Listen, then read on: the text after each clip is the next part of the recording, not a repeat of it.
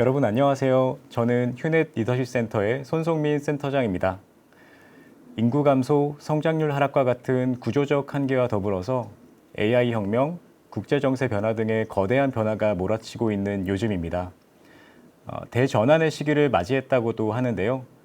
이러한 상황에서 2026년 사업전략 수립을 위해서 무엇이 중요하고 우리가 유념해야 할 것들은 무엇이 있을지 전문가의 시각으로 살펴보는 시간을 갖도록 하겠습니다.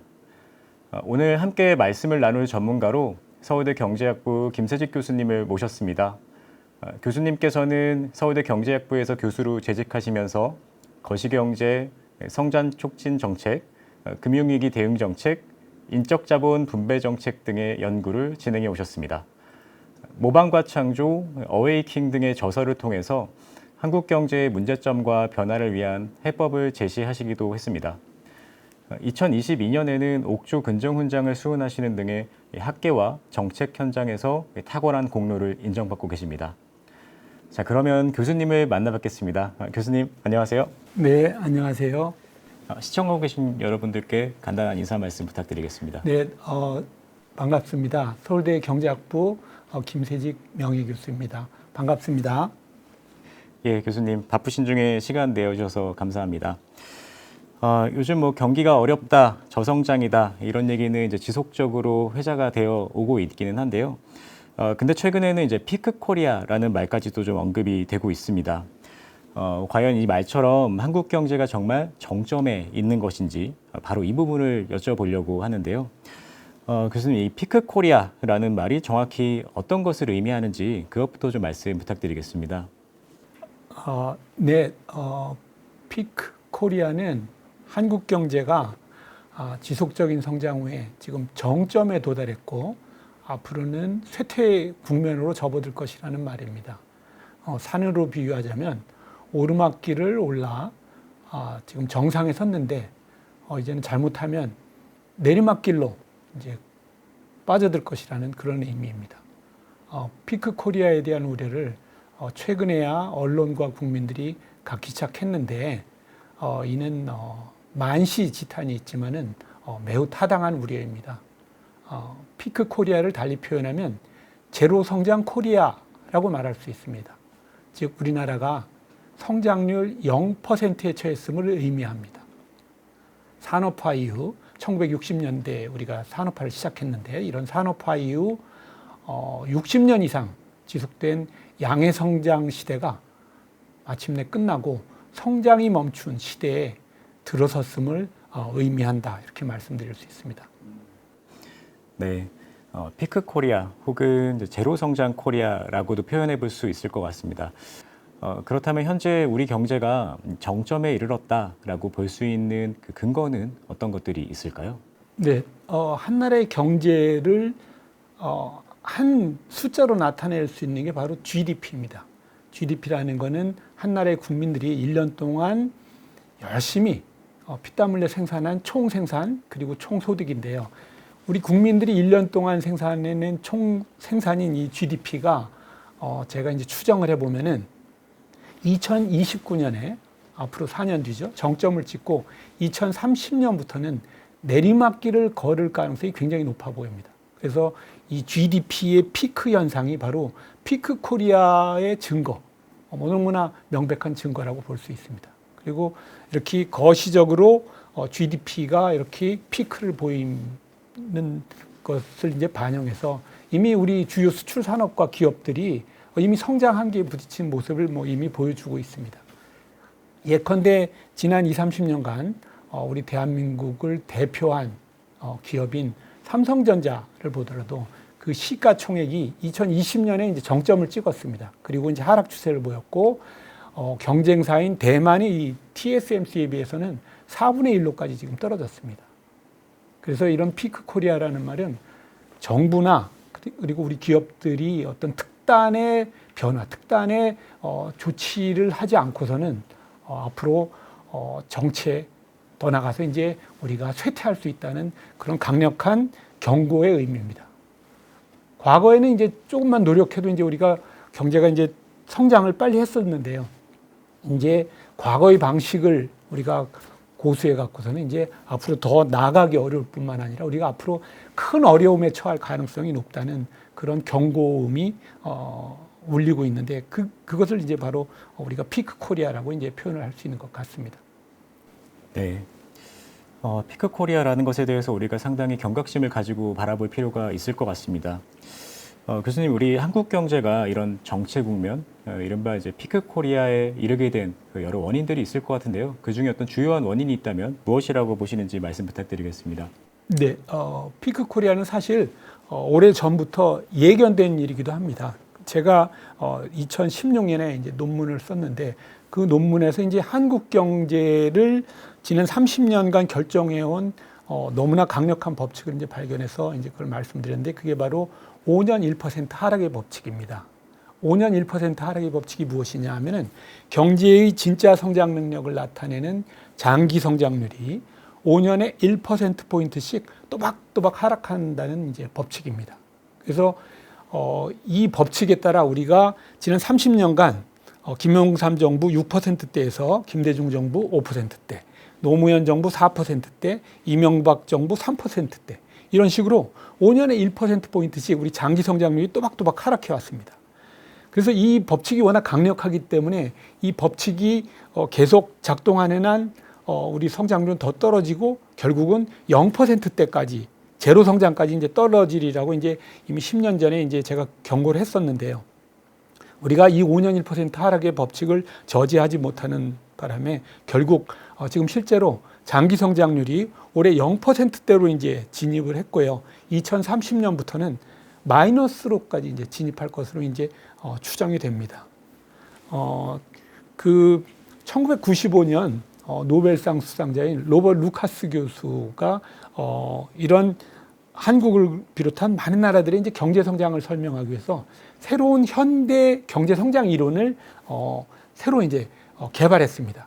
이런 현대적인 경제 성장 이론에 따르면은 경제 성장의 원동력은 무엇이냐 하면은 한마디로 인적 자본의 축적입니다. 인적 자본을 빠르게 축적하면은 경제가 빨리 성장하는데요. 한국 경제가 90년대 이후 장기 성장률이 이제 지속적 이제 추락을 5년 1% 하락의 법칙에 따라 했는데 이런 현대 경제 성장 이론에 따르면은 그 원인은 너무나 이제 명백합니다. 그 원인은 인적 자본 축적이 정체가 됐다. 그런 까닭 때문입니다. 인적 자본에는 이제 두 가지가 있습니다. 하나는 모방형 인적 자본이고 또 하나는 이제 창조형 인적 자본인데요. 모방형 인적 자본이라는 것은 기존의 지식이나 기술의 모방을 통해 익힌 인적 자본입니다. 이에 비해 이제 창조형 인적 자본은 새로운 기술이나 새로운 아이디어를 스스로 생각해내고 이제 만들어내는 인적 자본입니다. 한마디로 이제 모방형 인적 자본은 짝퉁을 만드는 능력이고 이제 창조형 인적 자본은 원조 오리지널을 만드는 능력이다 이렇게 생각할 수 있습니다.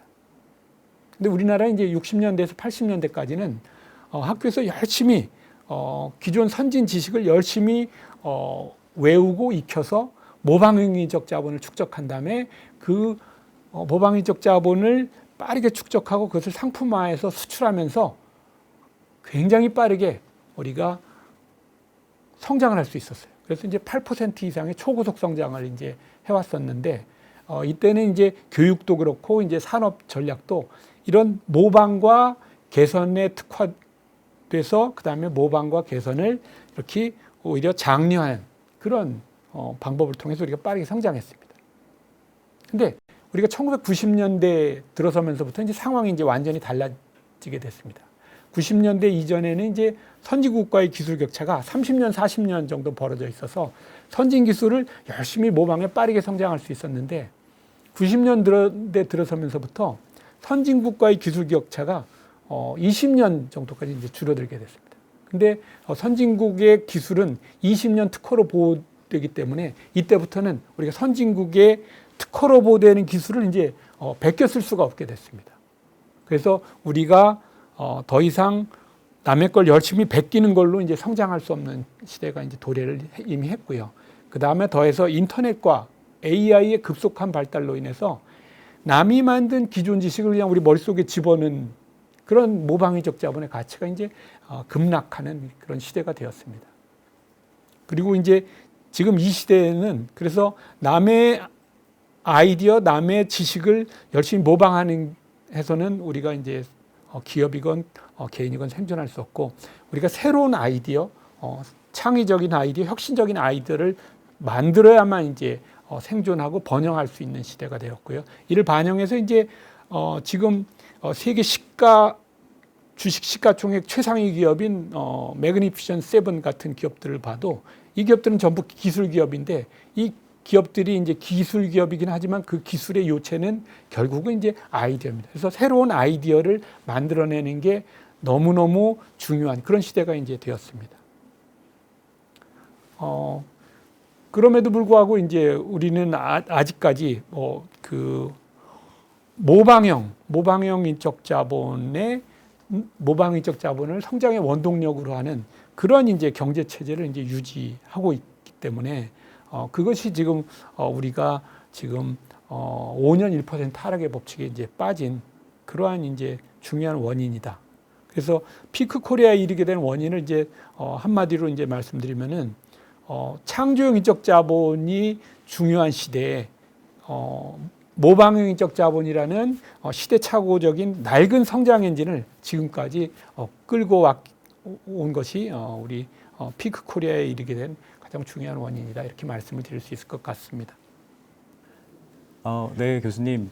피크 코리아에 이르게 된 원인에 대해서 중요한 개념들을 많이 말씀을 해주신 것 같습니다. 만약에 이런 추세를 계속 그대로 둔다면은 향후에 어떤 일이 생기게 될지 궁금한데요. 이 피크 코리아 상태를 계속 방치했을 때 경제나 사회 전반에 어떤 영향이 있을지, 이런 부분에 대해서도 말씀 부탁드리겠습니다.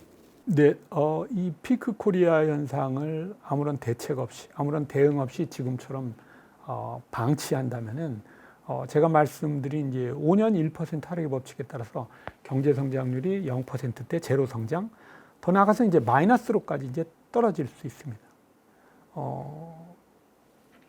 이러면 이제 어떤 일이 벌어지냐면, 예를 들어서 이제 장기 성장률이 이제 0%대가 되면은 한 나라의 경제 성장을 보통 정부는 연간 단위로 측정하는데요. 이게 보통 정부가 발표하는 경제 성장률인데, 이러한 연간 경제 성장률이 마이너스가 되는 역성장이 2년에 한 번꼴로 일어났고요. 그 다음에 우리가 97년에 IMF 위기를 겪고 98년에 우리가 엄청난 성장률 추락을 경험했었는데, IMF 위기 이상의 맘모스급 그런 위기가 아주 높은 확률은 아니지만은 5% 정도의 확률로 일어날 수도 있습니다. 더해서 이제 우리나라 기업들을 보면은 기업들의 절반 이상이 이윤 감소를 이제 경험할 겁니다. 그리고 이런 이윤 감소를 경험하는 기업 중에서는 큰 손실을 보는 기업들도 이제 생기면서 많은 기업들이 이제 생존 위기에 몰릴 가능성이 높아지고요. 그다음에 이미 위기론이 제기된 삼성전자 같은 그런 대기업도, 핵심 대기업도 이제 흔들릴 수 있는 그런 가능성이 이제 높아진다, 이렇게 말씀드릴 수 있고요. 이런 기업들이 이제 충격을 받음에 따라 이제 그 여파가 이제 근로자들한테도 이제 전달이 되게 되는데요. 그래서 그 여파가 노동시장으로 번지면 2,800만 근로자의 절반 이상이 매년 이제 실질 소득이 이제 줄어드는 일자리에서 일해야 되고요. 혹은 자신이 다니는 회사가 이제 문을 닫음에 따라서 대량 실직의 이제 위험도 커지고, 한마디로 이제 결국 국민 다수가 이제 극심한 이제 경제적 고통을 겪게 될 가능성이 높다, 이렇게 말씀을 드릴 수 있을 것 같습니다. 그래서 지금 대비하고 빨리 대책을 세우지 않으면은 일본처럼 그 잃어버린 30년을 겪고 나서 후회해봐야 늦을 수 있다는 점을 지금 우리가 경각심을 갖고 봐야 할 거다, 이렇게 생각이 됩니다. 네, 과거 IMF 이상의 위기가 일어날 가능성도 있다, 이런 부분 말씀해 주셔가지고 상당히 경각심을 가지고 바라볼 필요가 있다는 생각이 듭니다. 교수님, 그렇다면 이 현재의 위기를 극복하고 다시 우리가 이제 성장 모멘텀을 찾아올 필요가 있겠는데요. 이렇게 되기 위해서는 어떤 변화 혹은 어떤 전략이 필요하다고 보시는지 궁금합니다. 네, 피크 코리아를 극복하고 0%대까지 떨어진 성장률 회복을 위한 방법은 사실 명확합니다. 한마디로 모방에서 창조로의 전환입니다. 시대착오적인 모방형 인적 자본이 아니라 AI 시대에 걸맞는 창조형 인적 자본으로 국가 성장의 원동력을 전환하는 것입니다. 그런데 지난 30년간을 보면은 지난 30년간 모든 정부가 어떤 정책을 썼냐면은 경기가 나쁘다고 하면 그냥 재정을 풀고 금리를 내리는 단기 부양 체계만 치중해 왔습니다. 모방에서 창조로의 전환 정책을 쓰지 않고 총수요 부양 정책만 썼습니다. 하지만 이런 총수요 부양 정책으로는 장기 성장률 하락 추세를 막을 수가 없습니다. 오히려 이런 정책을 쓴 결과 부동산 가격만 이제 집값만 이제 폭등시키고 가계 부채만 이제 세계 1위 수준으로까지 이제 올리는 그런 부작용을 이제 낳게 됐습니다. 그래서 이제는 이런 임시 처방이 아닌 성장 동력 자체를 모방이 아닌 창조로 바꾸는 이제 진짜 성장 정책이 이제 필요합니다. 진짜 성장 정책이 무엇인지를 이해하기 위해서는 AI 시대의 최고의 생산 요소가 무엇인지를 이제 명확히 이해해야 되는데요. 일단 AI 시대의 최고의 생산 요소는 뭐 누구나 그렇게 생각하시겠지만 새로운 기술입니다. 그런데 새로운 기술이라고 생각하는 거에서 그치면 안 됩니다. 그 새로운 기술에 대해서 한 단계 더 들어가서 그 기술의 핵심이 뭔지를 알아야 되는데 이러한 새로운 기술의 핵심이 무엇인지를 살펴보면 바로 그것은 새로운 아이디어입니다. 새로운 기술은 우리가 보면은 두 가지 요소의 결합으로 이루어집니다. 즉 무엇을 만들지에 대한 아이디어, 무엇을 만들지에 대한 문과적 아이디어와 그것을 어떻게 만들지에 대한 전문 지식, 어떻게 만들지에 대한 이과적 전문 지식의 이제 결합으로 이루어집니다. 예컨대 이제 애플 PC라는 이제 놀라운 기술을 볼 것 같으면은 여러분들 잘 아시지만 이제 애플에는 이제 두 명의 유명한 창업자가 있는데요. 한 분은 스티브 잡스고 한 분은 스티브 워즈니악인데 이 애플의 경우에 두 명의 창업자 중 스티브 잡스의 문과적 아이디어와 스티브 워즈니악의 이과적인 전문 지식의 결합이 이루어지면서 애플 PC라는 이제 놀라운 발명품이 생긴 겁니다. 그래서 이런 발명품 새로운 기술을 보면은 우리가 전문 지식, 스티브 워즈니악적인 전문 지식만 우리가 많이 주목하는데 그 스티브 워즈니악적인 전문 지식만으로는 충분하지 않고 스티브 잡스의 문과적인 아이디어가 이제 엄청 중요합니다. 특히 이제 AI가 이제 급속히 발달함에 따라 지금은 이제 기술의 두 가지 요소 중에서 이과적 전문 지식의 상당 부분을 지금 AI가 대신 해결해 주게 됩니다. 그래서 스티브 워즈니악의 역할을 지금 AI가 해주고 있어요. 그래서 우리가 지금 해야 될 것은 스티브 잡스의 역할, 아이디어를 새로 내는 역할이 이제 점점 이제 더 중요한 겁니다. 그래서 지금 아이디어의 중요성이 이제 더욱 커졌는데요.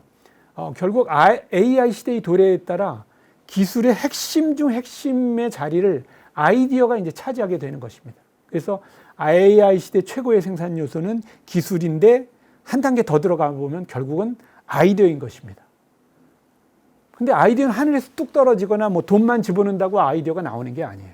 아이디어는 누군가 생각해야 되는데 그게 바로 사람이에요. 아이디어는 사람이 생각해내는 것이기 때문에 창의적 아이디어를 생각해낼 수 있는 능력을 국민들이 갖추고 있느냐가 혁신적 기술을 낼 수 있느냐를 결정하는 결정적 요소입니다.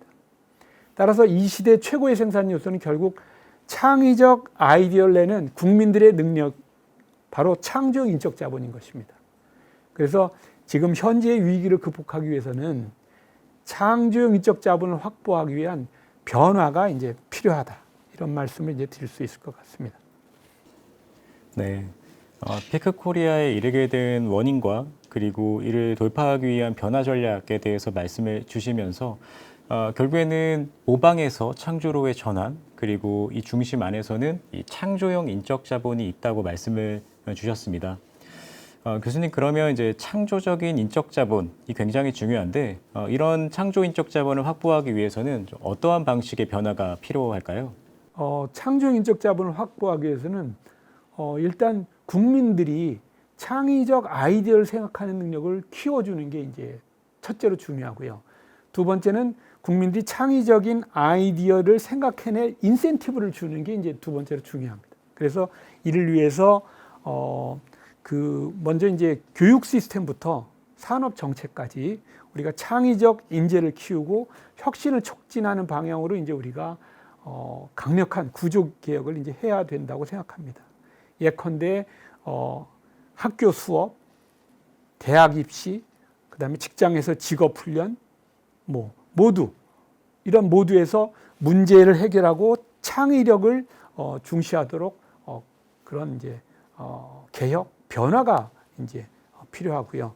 또 하나 이제 정부의 역할도 그냥 단순히 재정을 투입하는 그런 재정 투입자가 아니라 혁신을 촉진하는 혁신 촉진자로 이제 전환을 해야 됩니다. 그래서 정부가 할 중요한 일은 새로운 기술의 핵심인 아이디어의 재산권을 보호하는 제도를 도입하는 게 이제 너무나 중요하고요. 그 다음에 혁신적 아이디어에 대해서 충분한 경제적 인센티브를 제공하는 그러한 제도를 빨리 정부가 만들어줘야 됩니다. 그리고 이제 신기술 분야에서 실패를 이제 용인하는 그런 분위기, 제도, 문화 이런 것을 이제 만들어서 민간들이 우리 국민들이 마음껏 도전할 수 있는 그런 혁신 생태계를 조성하는 것이 이제 정부의 이제 중요한 이제 임무다 이렇게 생각됩니다. 요컨대 낡은 틀을 깨고 모방형 인적 자본에 입각한 그런 성장을 하는 모방형 체제의 낡은 틀을 깨고 새로운 성장 기반을 만드는 그래서 창조형 인적 자본이 성장의 원동력이 되는 그런 제도를 이제 도입하는 그런 일을 우리가 시급해야 된다고 생각합니다. 근데 이게 쉽지는 당연히 않을 텐데 그렇다고 이제 어렵지만 이제 우리가 피해서는 안 되는 그런 과제입니다. 그래서 지금 어떻게 보면 골든 타임인데 이 골든 타임에 그런 구조 개혁을 단행하지 못하면 우리가 지금 0%대에 우리가 머물러 있을 그런 기간이 한 5년 정도 되는데 그 시간이 지나면은 그 5년이 지나면 우리는 마이너스까지 이제 빠져듭니다. 그래서 앞으로 5년 이 골든 타임 동안에 우리가 정말 혁신적인 개혁을 통해서 우리 나라를 바꿔야 된다. 이렇게 생각합니다.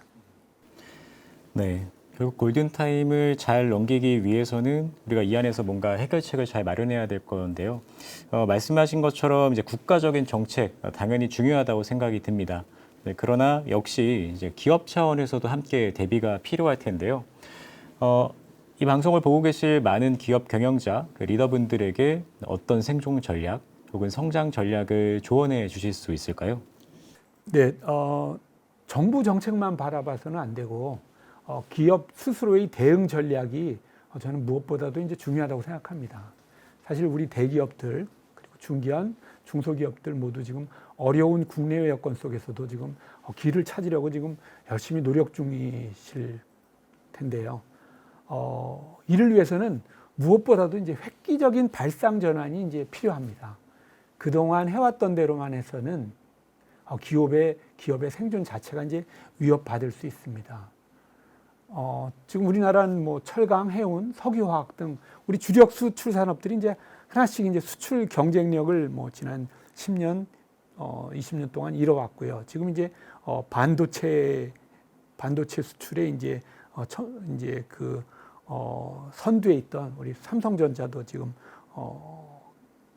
이 세계 기술 경쟁에서 지금 큰 이제 문제에 부닥친 그런 상태가 됐고요. 그래서 지금 많은 기업들이 지금 어려움에 처해 있는데요. 그래서 이러한 어려움을 극복하기 위해서는 그리고 이러한 어려움을 극복하고 세계 시장에서 지금 이제 살아남아야 되는데 세계 시장에서 살아남기 위해서는 우리 기업들이 정말 획기적인 발상의 전환을 하는 것이 이제 필요하다고 생각됩니다. 그래서 우리 기업들이 획기적인 발상의 전환을 통해서 완전히 새로운 전략을 짜야 되는 시점이 되었다. 이렇게 생각이 됩니다. 특히 이제 지금 인공지능 시대라는 완전히 새로운 경영 환경. 여기에다가 이제 지금 관세 폭탄, 트럼프의 이제 관세 폭탄, 그 다음에 이제 중국이 이제 엄청난 기술 발전을 통해서 지금 우리한테 또 충격을 주고 있는데요. 이런 정말 어려운 경영 환경에서 살아남기 위한 생존 전략, 성장 전략을 이제 지금 새로 수립해야 할 그런 시점이라고 생각됩니다. 특히 이제 지금 AI가 지금 앞으로 향후 5년간 뭐 엄청난 충격을 줄 거라고 생각되는데요. AI 혁명, 이 AI 혁명의 핵심은 방대한 지식을 가진 지식기계인 AI가 모방형 지식 노동자들을 대체하는 것. 이게 저는 이제 AI 혁명의 핵심이라고 생각합니다. 그래서 이런 AI 혁명의 가운데 남이 만들어 놓은 지식이나 기술에 의존해온 모방형 기업들은 급격히 이제 도태될 수밖에 이제 없습니다. 반면 창의적 아이디어를 AI에 결합할 수 있는 기업들은 시장을 순식간에 뒤흔들 이제 기회를 얻게 됩니다. 그래서 자신만의 혁신적 아이디어를 생각해낼 수 있는 기업에게는 이 AI 혁명, AI 시대는 오히려 엄청난 기회인 것입니다. 결국 AI 시대의 생존 전략, 성장 전략의 핵심은 창의력에 대한 투자입니다. AI 시대가 창의적 아이디어와 창의적 아이디어에 아무런 투자도 하지 않는 기업들에게는 커다란 이제 위기로 다가올 것입니다. 지금까지 아무리 회사가 안정적으로 수익을 창출해 왔다고 해도 하루아침에 망할 수도 있습니다. 근데 그 한때 휴대폰 생산 세계 1위로 핀란드를 이제 핀란드 전체를 먹여 살린다고까지 하던 그 노키아도 새로운 기술을 갖춘 스마트폰이 등장하자 이제 순식간에 이제 망해버렸습니다. 이에 반해 창의력에 이제 열심히 투자해서 창의력을 키워온 그런 기업한테는 이제 AI 시대는 커다란 이제 기회가 될 것입니다. 창의력에 대한 투자를 통해 손안의 컴퓨터라는 아이디어를 생각해내고 구현한 애플은 지금 세계 시가총액 1, 2위를 다투는 그런 기업이 되었습니다. AI 시대의 기업이 어떻게 대응해야 할지는 이제 명확합니다. 혁신적 기업으로 거듭나서 기업 스스로 혁신적 아이디어를 끊임없이 낼 수 있는 창의력, 창의적 인재부터 갖춰야 합니다. AI 급속한 발달에 따른 치열한 아이디어 경쟁에서 승리하기 위한 유일한 무기인 혁신적 아이디어와 창의력에 열심히 투자해야만 생존할 수 있고 성장할 수 있습니다. 네, 교수님, 그 혁신적인 아이디어 그리고 창의력에 열심히 투자해야 우리 기업들이 생존할 수 있다라는 말씀을 주셨습니다. 기업이 현재의 위기를 타개하기 위해서 이런 변화 방향을 좀 잡았다고 하면 결국에는 이런 변화를 실제로 구현하는 것은 리더의 역할일 텐데요. 교수님께서 보시기에 이 리더분들이 좀 어떻게 이 변화를 추구하거나 실천하기 위해서 어떤 방향으로 노력해야 한다고 보시는지 그 관점에서도 궁금합니다. 네, 리더가 너무너무 정말 중요합니다. 기업 입장에서 이 피크 코리아 시대를 돌파하려면은 우리 기업을 런하는 경영자님들의 마인드셋부터 이제 혁신을 해야 합니다.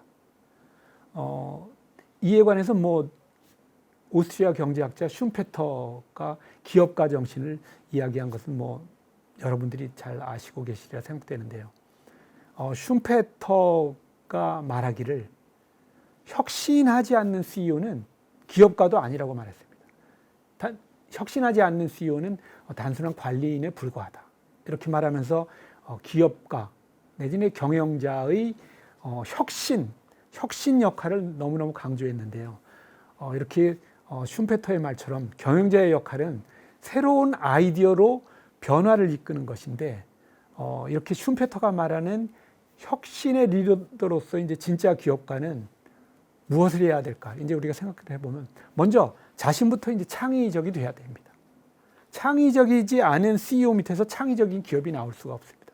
그래서 혁신의 리더로서 기업가들은 보다 창의적이 되기 위해서 열심히 자신의 창의력에 투자를 먼저 해야 되고요. 이게 너무 중요한 게 자신은 창의적이지 않은데 경쟁사 CEO들이 만약 창의적이라면은 경쟁사 CEO들이 자신보다 먼저 그 회사의 혁신적인 아이디어와 기술을 도입해서 시장을 선도해 나갈 것이고, 그러면 내가 경영하는 회사는 그냥 도태될 수뿐이 없습니다. 그래서 나 자신의 창의력, 창의성을 키우는 게 너무 중요하고요. 그 다음에 혁신의 리더로서 기업가는 자신의 창의력을 키움과 함께 기업 조직 자체가 혁신적 아이디어를 계속 창출할 수 있는 혁신적 조직으로 이제 바꿔야 합니다. 이를 위한 이제 핵심 전략은 새로운 혁신적 아이디어를 지금처럼 소수의 몇몇 구성원에게만 의존하지 않는 것입니다. 제가 이제 많은 기업가들 이제 말씀 나눠보면 당신네 회사에서는 누가 창의적인 아이디어를 냅니까 하고 이제 여쭤보면 몇몇 분이 낸다고, 소수의 몇몇 분이 낸다는 말씀을 이제 많이 듣는데, 이렇게 해서는 안 됩니다. 창의적인 아이디어는 몇몇 분한테서 나오지 않고 가능하면 모든 사원, 전 사원이 오리지널 아이디어 만드는 프로세스에 참여하게 만들어야 됩니다. 그 이유는 사실은 굉장히 강력한 통계학적 법칙 때문입니다. 예를 들어 아이디어 하나가 성공할 확률이 10%라고 할 때 기업 내부에서 임원 한 분이 아이디어를 생각해내면 이 아이디어로 성공할 확률은 이제 10%에 불과합니다. 이 말씀은 달리 표현하면 90%의 확률로 실패한다는 얘기입니다. 그러나 전 직원이 각자 아이디어를 생각해내면 그중 하나가 성공할 확률은 통계학적으로 100%에 가까워집니다. 그래서 직원 한 명 한 명이 혁신의 주체가 되도록 권한과 자율성을 주고 동기를 부여하는 조직이 미래의 이제 승자가 될 것입니다. 그래서 이를 위해서 회사는 그 회사에서 일하는 근로자분들한테 창의력을 키울 교육 기회를 주고, 그 다음에 창의적인 아이디어를 냈을 때 그에 대한 강력한 경제적 보상을 해주는 시스템을 도입을 하는 게 정말 중요합니다. 그래서 결국 경영을 새로 쓰는 주체는 기업 현장의 리더들인 만큼 경영자분들께서 스스로 혁신의 챔피언이 되어 주시길 이제 간곡히 이제 당부를 이제 드립니다. 예, 교수님 말씀 감사합니다.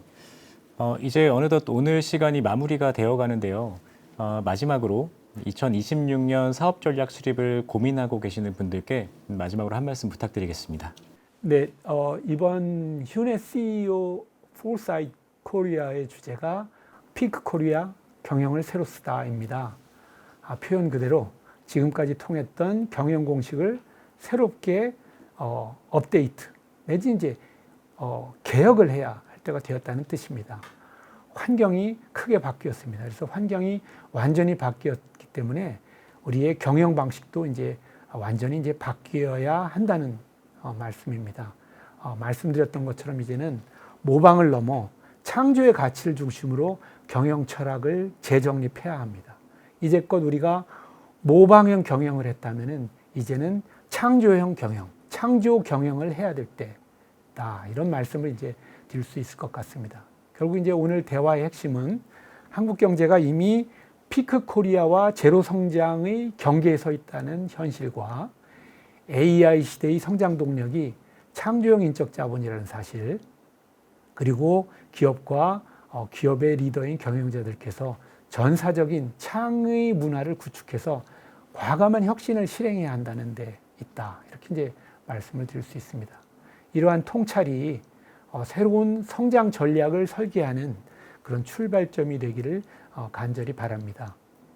지금까지 해오던 방식을 근본부터 되돌아보고 새롭게 쓰기 위한 노력이 정말 필요한 시점이라고 생각됩니다.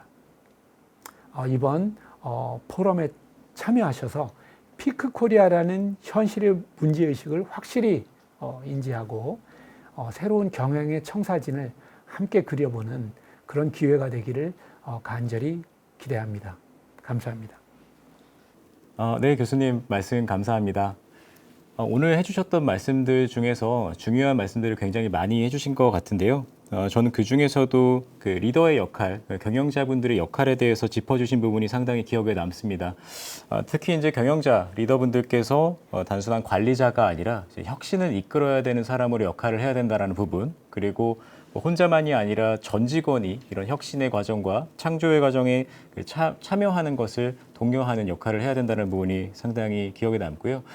오늘 이 방송을 보시는 분들 그리고 포럼에 참여하시는 분들께서도 이 창의적인 에너지를 우리 조직 안에서 발현하기 위한 그 방향과 그 노력을 어떻게 해야 될지 이런 고민을 시작하는 그 출발의 시간이 될 수 있기를 좀 바랍니다. 교수님 오늘 그 시간 내주셔서 감사드립니다. 좋은 말씀 주셔서 고맙습니다. 네, 감사합니다. 네, 오늘 인사이트 토크에서는 서울대 경제학부 김세직 명예교수님 모시고 말씀 나눠봤습니다. 이 피크코리아라는 현실과 그 안에서 기업이 새롭게 나아가야 할 방향을 짚어보는 아주 뜻깊은 시간이었습니다. 휴넷 CEO 포럼 포사이트 코리아 2016에서는 피크코리아 경영을 새로 쓰다라는 주제로 오늘 들으신 내용보다 더 깊이 있는 진단과 실행 방안을 제시하고자 합니다.